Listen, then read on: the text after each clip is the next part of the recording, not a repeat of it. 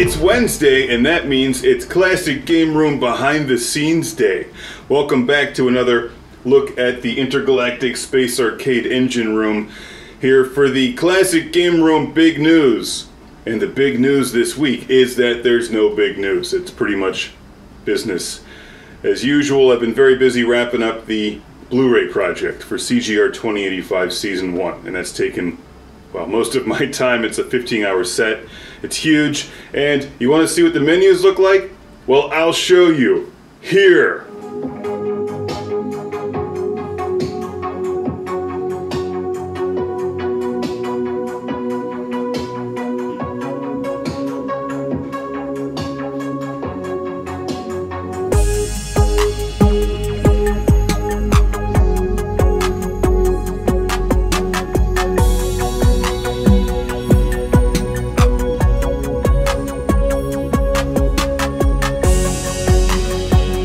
Can't go wrong with a disco ball. I need to get a new one around here. I'm in disco ball withdrawal. But there's been lots of other stuff going on in the meantime as I try to wrap up the project, which should be out to well, the Kickstarter backers will get it first.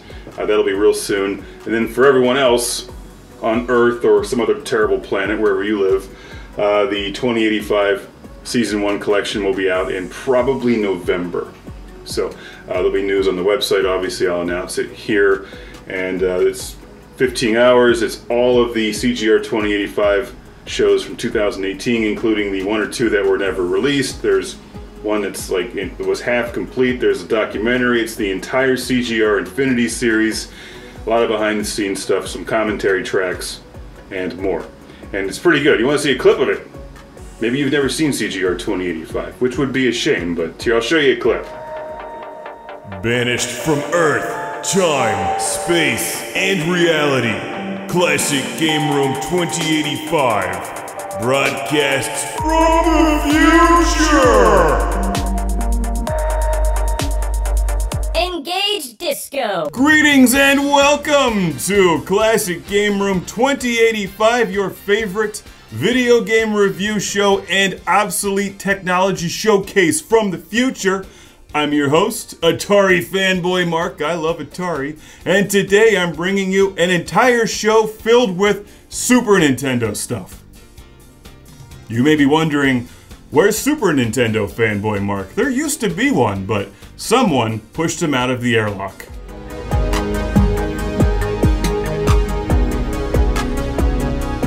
That's what it looks like. Sitting here working on some lemon water today, which is really good, except every time I take a sip, I start to salivate, and then I can't talk on the microphone. So my tricks from the old days when I did a lot of recording, like I'd wake up and just pound coffee. And I still do that, but I would pound coffee with the intent of not just getting a big high on caffeine, but also coffee's really good for voice work. And so is beer. I'm kind of in the middle of the day now, so it's like too late for coffee, but too early for beer. So I'm just gonna go with lemon water. Which is both delicious and pretentious. Also, I'm fighting scurvy. So what else is going on? It's a great question. By Wednesday, I genuinely forget what's going on.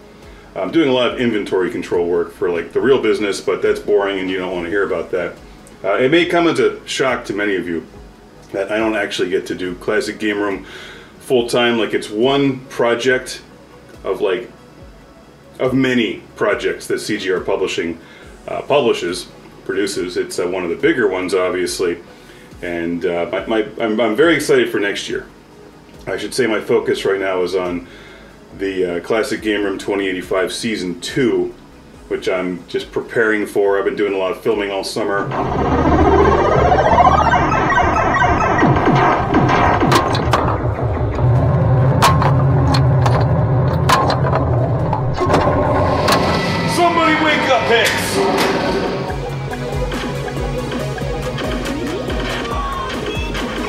I don't have a whole lot of information out there, or really any information regarding what the episode list is going to be. I just watched Classic Game Room 2085 like 5 times, so I can assure you I'm really sick of looking at myself.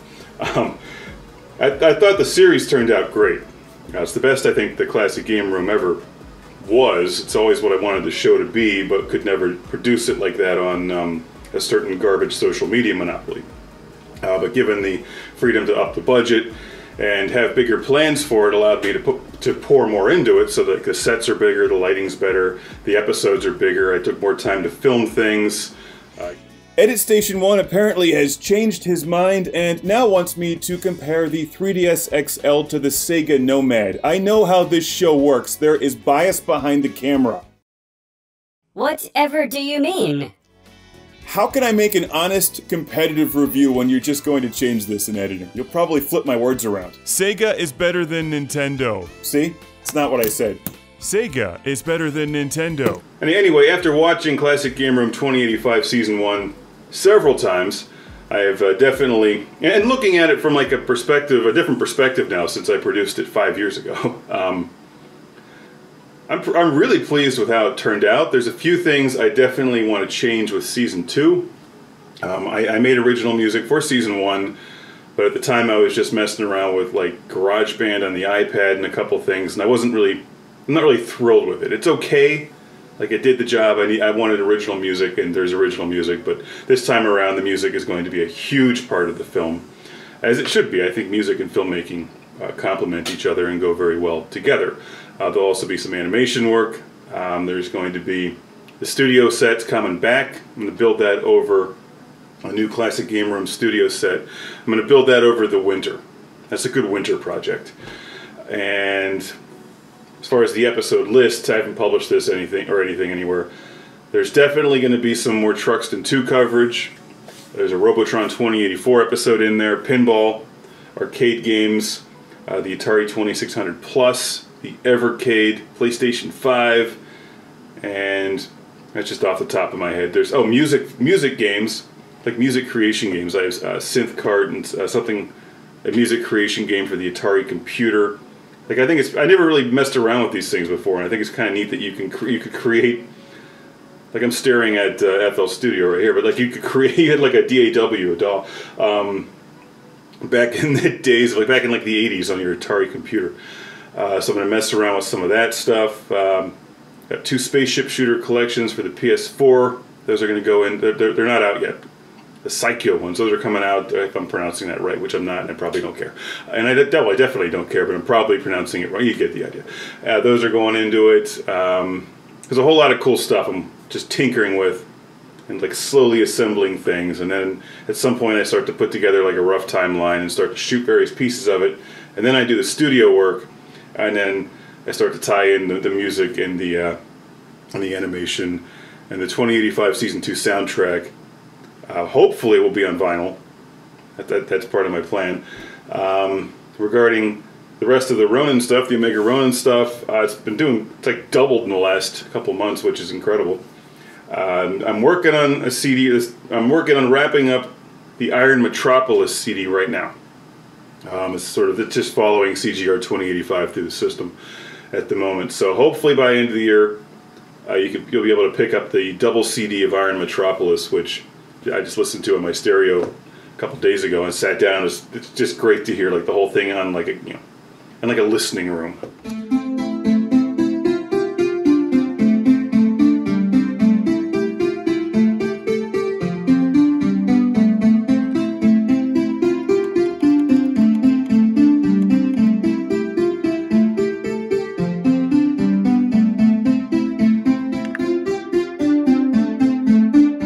Song I've been tinkering with today, which is very John Carpenter inspired, like the music from the old John Carpenter films, which wasn't very complex, but it worked well with what was going on screen. And that's what I'm trying to do here, is to create a song. It's very simple, very bass heavy, but the hardware carries the entire song. This is a very hardware driven song, so I'm using the Juno today, and I have like one software bass track in there, which I put together, but it's starting to come together here, and it's like real heavy. So if you have a big speaker system, you'll hear it.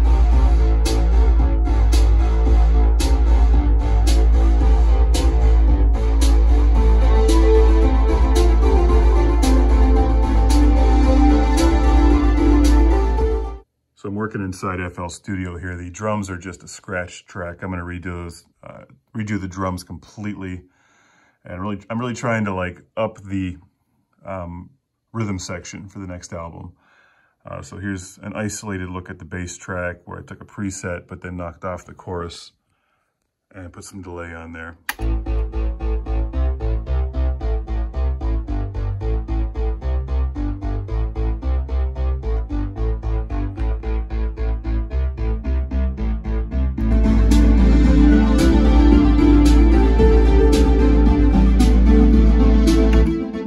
My bad. I took the chorus. I took the delay off the bass and put the delay onto the higher keys, but it's coming together. Regarding the classic game room videos, there's a lot of stuff in production, but the show is running at about 2% capacity right now.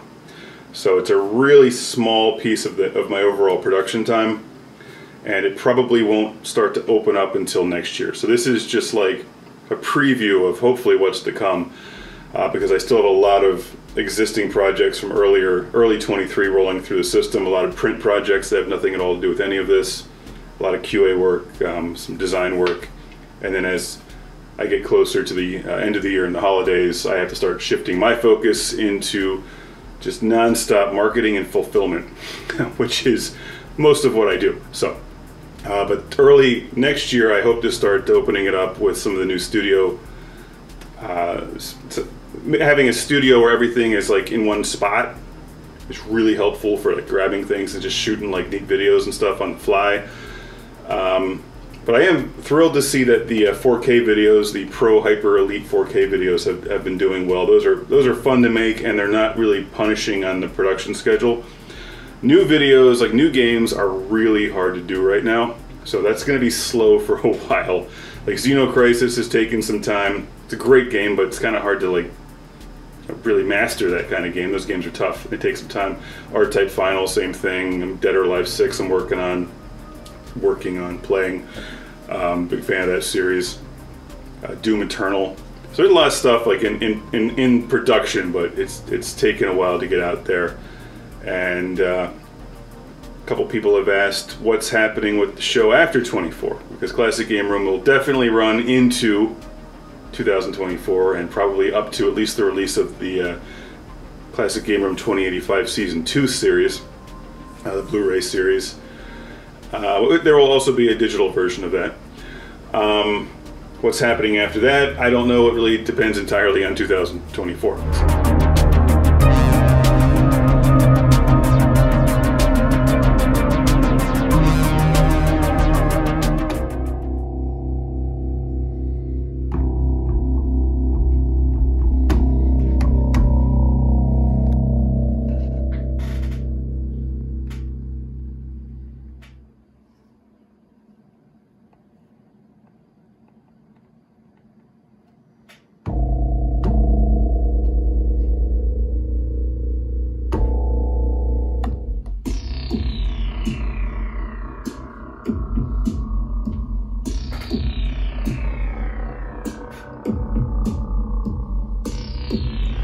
I have a lot to talk about regarding Omega Ronin, so if you want to hear about that, stick around. Iron Metropolis was great, and as I was producing Iron Metropolis, I mean, I'm thrilled with it. I'm not always thrilled with everything I do, but I'm really thrilled with Iron Metropolis. As an album, I think it just kind of runs a nice course. If you sit down and listen to it, it's just got a nice mix of songs in there.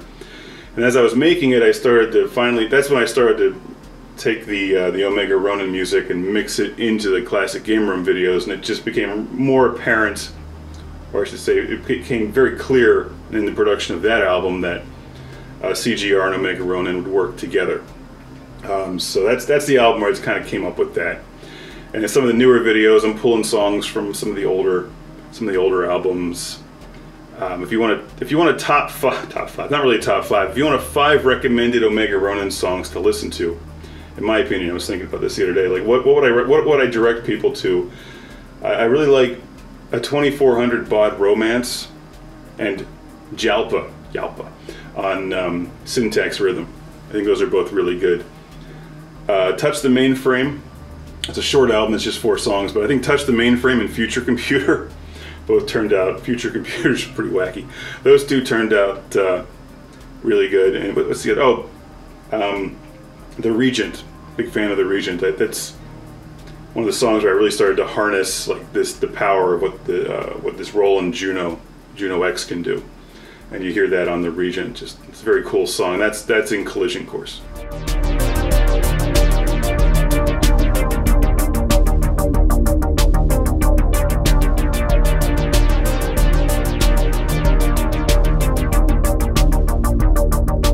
There is another Omega Ronin album in production. I mean, there always will be now. Apparently, from now until the end of time.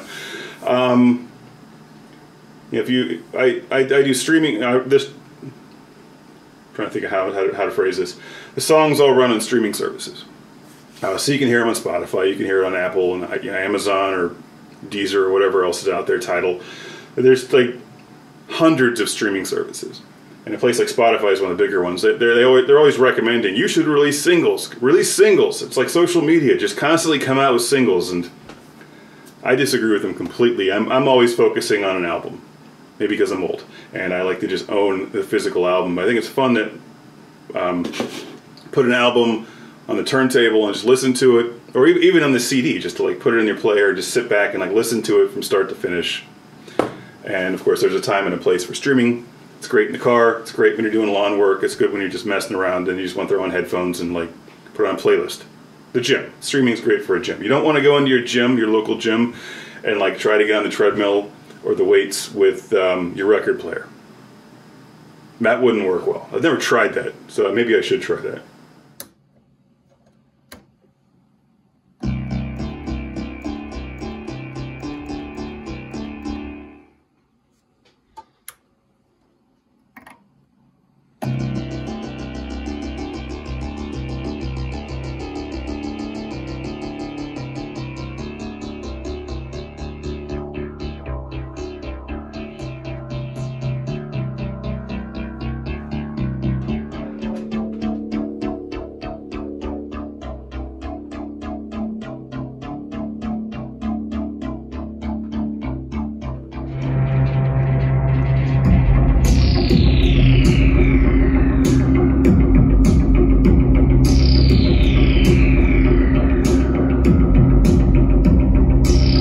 The song at the beginning of the Phoenix video is very rough. Now there's two elements in there I really like, but I actually made that as I was editing the Phoenix footage. It's like watching the aliens in space and like the black screen. I'm always inspired by cinema and like video games and space stuff. Shoot off your wings, peck out your eyes. I don't even have a beak. I'm gonna find a way to do it.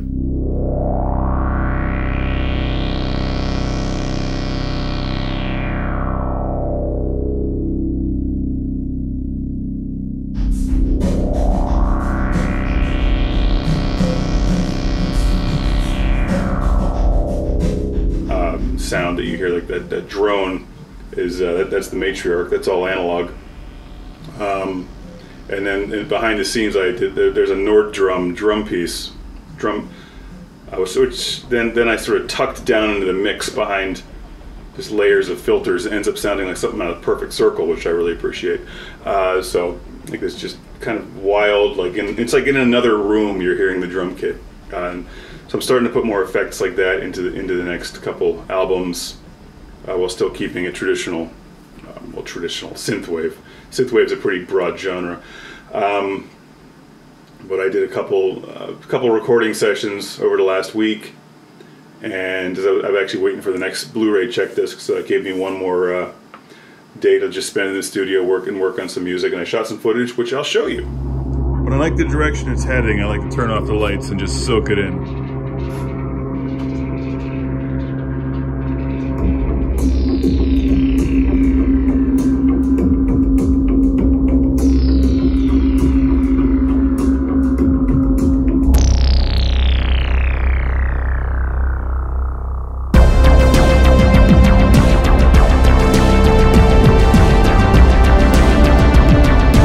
That's all for my incoherent rambling today. Thank you for listening.